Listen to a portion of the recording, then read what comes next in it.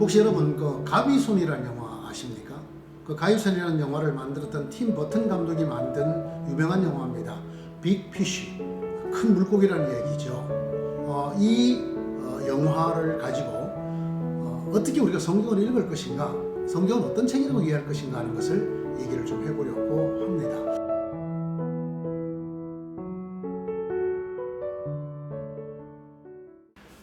메리 크리스마스. 정말 성탄절이 며칠 남지 않았습니다. 오늘은 지난번에 이어서 성경 바로 알기 네 번째 얘기를 하려고 합니다. 오늘은 영화 이야기로부터 얘기를 좀 풀어가 볼까 합니다. 혹시 여러분 그 가비손이라는 영화 아십니까? 그 가비손이라는 영화를 만들었던 팀 버튼 감독이 만든 유명한 영화입니다. 빅피쉬, 큰 물고기라는 얘기죠. 이 영화를 가지고 어떻게 우리가 성경을 읽을 것인가, 성경은 어떤 책이라고 이해할 것인가 하는 것을 얘기를 좀 해보려고 합니다. 먼저 영화의 내용 얘기를 좀 하겠습니다. 아들과 아버지가 나옵니다. 그 아들은 어렸을 때부터 아버지한테 늘 그 허무맹랑한 이야기, 뻥치는 이야기를 듣고 살았다고 생각했습니다.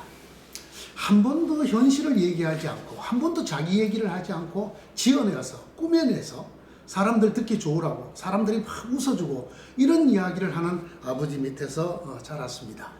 이 아들은 정말로 그렇게 생각을 하는 것이죠. 뻥쟁이에다가, 거짓말쟁이에다가, 자기가 현실을 지키지 않고 도피하는 사람, 이렇게 알아듣다 드디어 그것이 폭발합니다. 그 아들의 결혼식이었어요. 아버지 또다시 많은 사람들을 쌓여서 그런 뻥을 치는 거죠.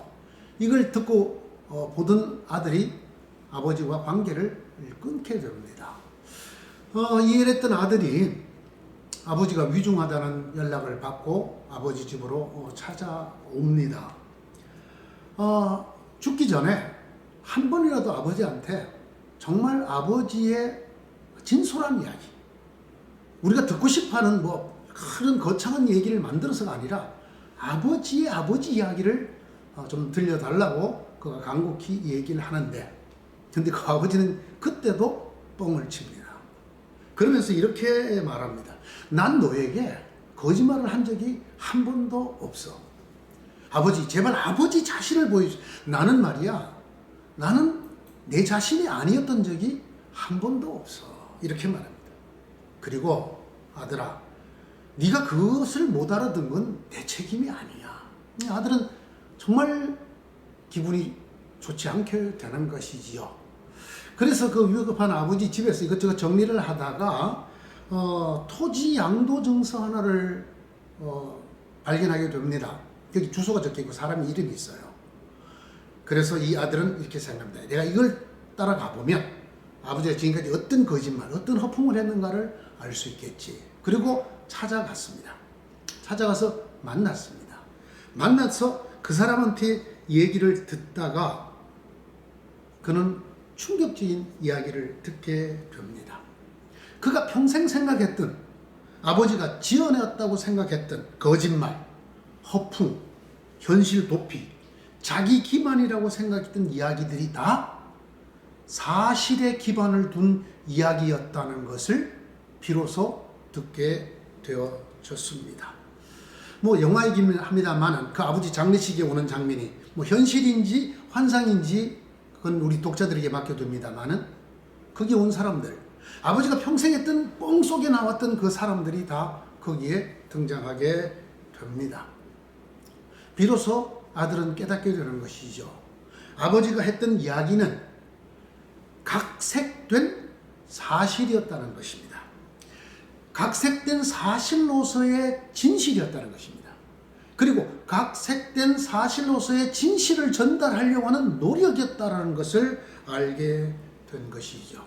아버지는 자기가 하고 싶은 이야기를 드라마타이즈를 했던 것입니다.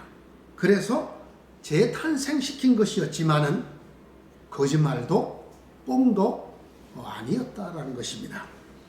그러면 아버지가 만났던 사실은 어떤 것이었을까요? 그 동네 뒷산에 귀귀한 노파가 살고 있었습니다. 그런데 사람들은 그녀를 마녀라고 하고 피했을 때 그는 그 여자를 찾아가서 만나서 대화를 했던 것이 내가 옛날에 마녀를 만나서 이렇게 각색이 되어진 것입니다. 또 배가 너무나 고픈 나머지 마을에 있는 짐승을 훔쳐먹으러 왔던 거인이 있었습니다. 근데 그 아버지는 이렇게 말해요. 3m가 넘는 거인이었어. 집을 밀자 집이 무너졌지.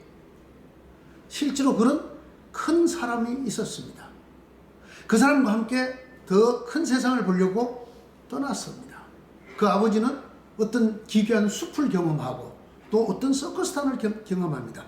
그것을 드라마타이즈해서 그 숲에 아주 귀귀한 요정들이 살고 있는 숲 얘기를 만들고 그 다음에 늑대처럼 사악해 보였던 아버지 눈에는 그 서커스 단장을 뭐라고 하냐면 늑대가 주인인 서커스단이 있었어. 이렇게 얘기를 해. 그게 말이야. 정말 꿈에 그리던 여자가 있었지. 내가 그 여자랑 만나서 결혼을 했어. 실제로 그 아버지는 자기가 그렇게 떠났던 곳에서 만난 어머니와 결혼을 했던 것입니다. 내가 전쟁이 끝난 다음이었는데 전쟁에를 나갔어. 내가 죽을 뻔했지. 그런데 말이야 그때 나를 도와준 사람이 있어서 이 하체는 하나인데 상체가 둘인 쇼이 샴 쌍둥이였어. 근데 그 도움으로 살았지. 근데 전쟁에서 돌아오고 난 다음엔 말이야 하도 친구들이 꼬드기는 바람에 은행을 털었어요. 뭐 이런 이야기. 그러나 사실은 일란성 쌍둥이를 만났던 것입니다. 그걸 아버지는 샴 쌍둥이, 하체가 하나고 상체가 둘인 쌍둥이였다라고 각색을 한 것이지요. 평생 아버지는 거짓말을 했다고 생각했지만 그가 얘기한 모든 것은 더 큰 의미를 전달하기 위해서 아버지가 약간 재미있게 각색을 한 것에 불과하지 거짓말이 아니었다는 것입니다. 더더구나 일생 한 여자만 사랑했다는 것은 진실이었습니다. 그 어머니였죠. 내가 말이야 네 생일날인데 내가 네 생일날이 못 오게 된 이유가 있어. 내가 물고기 큰 물고기를 잡았거든. 이게 빅피쉬입니다. 내가 뭘로 잡은 줄 알아? 가락지를 가지고 내가 미끼를 썼어요. 사람들은 배꼽을 잡고 웃지만 아들은 정말 비참하게 느꼈습니다. 그런데 자기가 태어나던 날 자기를 받아주었던 의사를 만나게 됩니다. 그 의사로부터 사실 얘기를 듣게 되죠. 그날 아버지는 먼데 출장 중이었단다. 그래서 그 아버지가 네가 놓는 곳에 있고 싶었지만 올 수가 없어서 너무나 미안했었지. 그러나 네가 이 땅에 태어나서 아버지를 만들어줬던 건 너무나 특별한 날이었어. 그래서 정말 특별한 날로 만들고 싶었지. 그때 등장한 게 반지고 큰 물고기였단다. 나라도 말이다. 나라도 거짓말을 선택했을 거야. 내가 출장 중이어서 네가 태어나는 걸 못 봤단다라고 얘기하기보다는 내가 그날 큰 물고기를 잡는 바람에 그것도 반지로 미끼를 써서 물고기를 잡는 바람에 오지 못했단다. 어쨌든 큰 물고기가 잡힌 날, 반지로 큰 물고기를 잡힌 날이라는 대단히 특별한 날을 만들고 싶었던 거야. 아버지의 진실과 그가 들었던 얘기 사이에서 그는 일생을 오해를 했었습니다. 큰 물에서 사는 더 큰 물고기가 되기를 원하는, 사람들이 누구나 잡고 싶어 했지만 잡지 못했던 그 물고기를 내가 잡서 바로 네가 그런 물고기 같은 사람이 되었으면 좋겠어. 이런 소망들이 담겨 있는 아들의 태어난 날을 특별한 날로 만들면서 자기가 그곳에 오지 못한 것을 미안해하는, 그 얘기를 듣는 의사나 다른 사람들은 다 알고 있는, 그러나 그 아들은 거짓말이라고 받아들였던 그런 것이었습니다. 영화 리뷰에 이렇게 적혀 있는 게 있었어요. 사실도 거짓도 아닌 진실이라고 적혔습니다. 여러분, 진실이 뭐라고 생각하십니까? 반드시 사실이어야만 신문에 나오는 보도나 텔레비전 뉴스처럼 사실이어야만 진실일까요? 진실도 거짓도 아닌, 사실도 거짓도 아닌 진실이다. 중요한 것은 진실이다. 그리고 그 진실의 의미다. 그리고 그 진실의 의미를 전달하려고 하는 노력이다. 진실과 진실의 의미를 전달하려는 그 아버지의 노력, 드라마타이즈, 각색된 사실이라고 하는 것을 영화가 우리에게 들려줍니다. 아버지가 허풍쟁이였느냐, 거짓말쟁이였느냐, 허풍쟁이도 거짓말쟁이도 아니었느냐, 판단은 그 영화를 보는 사람들에게 맡겨둔 영화라고 생각을 합니다. 뭐 이 영화 어떻게 볼 것이냐, 저나 여러분 각자에게 달렸습니다. 그러나 아버지 일은 참 의미심장한 대사를 남기죠. 난 거짓말을 한 적이 없다. 나는 한 번도 내 자신이 아닌 모습으로 산 적이 없어. 그것을 네가 다 알아듣지 못한다면 그건 내 문제가 아니구나. 자, 여러분, 예수님의 연대기를 묻는 질문이 두 개나 들어와 있습니다. 역사적 예수 찾기라는 것이죠. 여러분 어떻게 생각하세요? 성경에서 과연 예수님의 연대기를 찾아낼 수 있을까요? 아니, 여러분 어떻게 생각하세요? 성경이 역사적인 기록들일까요?